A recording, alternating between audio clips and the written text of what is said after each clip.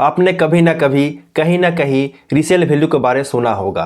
तो क्या आपको पता है कि रीसेल वैल्यू किसे बोला जाता है, इसका मतलब क्या है, यानी कि रीसेल वैल्यू क्या है? यदि आपको पता है तो बहुत अच्छी बात है, लेकिन आपको यदि नहीं पता है, इसके बारे में नहीं जानते हो रीसेल वैल्यू के बारे में, तो इस वीडियो को ध्यान से देखिए, शुरू से अंत तक देखिए, क्योंकि आज हम लोग इस वीडियो में जानने वाले हैं, समझने वाले हैं कि रीसेल वैल्यू किसी भी वस्तु का किसे बोला जाता है, यानी कि रीसेल वैल्यू क्या है, उसी के बारे में इस वीडियो के अंदर में आज हम लोग डिस्कस करने वाले हैं, बात करने वाले हैं। तो चलिए आज कुछ नया जानते हैं, नया सीखते हैं, यानी कि रीसेल वैल्यू के बारे में जानते हैं। तो देखिए, सबसे पहले जानते हैं, समझते हैं कि रीसेल वैल्यू का मतलब क्या है, रीसेल वैल्यू को हिंदी में क्या बोला जाता है। तो यहाँ पे देखिए, रीसेल वैल्यू का मतलब होता है, यानी कि रीसेल वैल्यू का हिंदी मतलब होता है, या फिर बोल सकते हो रीसेल वैल्यू को हिंदी में बोला जाता है पुनः बिक्री मूल्य या पुनः बिक्री कीमत कहा जाता है, बोला जाता है।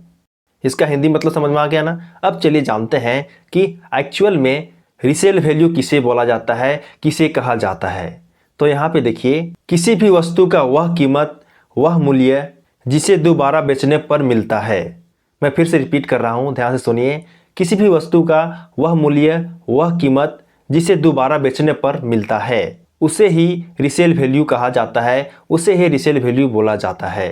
यानी कि दोबारा बेचने का कहने का मतलब यहाँ पे ये है कि पहली बार तो जब वस्तु नया होता है उस समय खरीदा जाता है, जो कि वह एक बार बेचना हुआ। उसके बाद जब उस वस्तु को किसी और दूसरे व्यक्ति के पास बेचा जाता है तो उसे ही दोबारा बेचना कहा जाता है।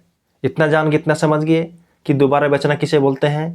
तो इसी हिसाब से आप जो है, आप लोग को जो मैं परिभाषा बताया रीसेल वैल्यू के बारे में, उसमें इसका मतलब यही है। आपको समझ में आ रहा है ना रीसेल वैल्यू के बारे में? यदि समझ में आ रहा है तो बहुत अच्छी बात है, लेकिन फिर भी आपको समझ में नहीं आ रहा है, थोड़ा बहुत कन्फ्यूजन लग रहा है या फिर पूरी कन्फ्यूजन लग रहा है, तो चलिए हम लोग इसे भी क्लियर कर देते हैं। यानी कि चलिए हम लोग आगे में एक एग्जांपल लेते हैं और समझते हैं, बात करते हैं कि एक्चुअल में रीसेल वैल्यू का मतलब क्या है, किसे बोलते हैं। यानी कि एक एग्जाम्पल लेके समझते हैं इसके बारे में, ठीक है। तो एग्जाम्पल में देखिए, मान लीजिए कि आप जो है एक कार खरीदते हो जिसका दाम है 10 लाख रुपया, ओके। और आप जो है उस कार को 2 साल चला चुके हो, यानी कि 2 साल यूज कर चुके हो। लेकिन अब आप जो है उस कार को किसी कारणवश बेचना चाहते हो और आप वैसे आदमी को खोज रहे हो जो कि आपके उस कार को खरीद सके। और मान लीजिए कि आपको जो है एक आदमी मिल गया जो कि आपके उस कार को खरीदना चाहता है।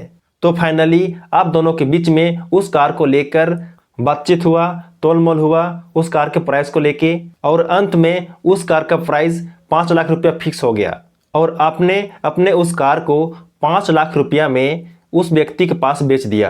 तो यहाँ पे आपके उस कार का रीसेल वैल्यू 5 लाख रुपया हो गया।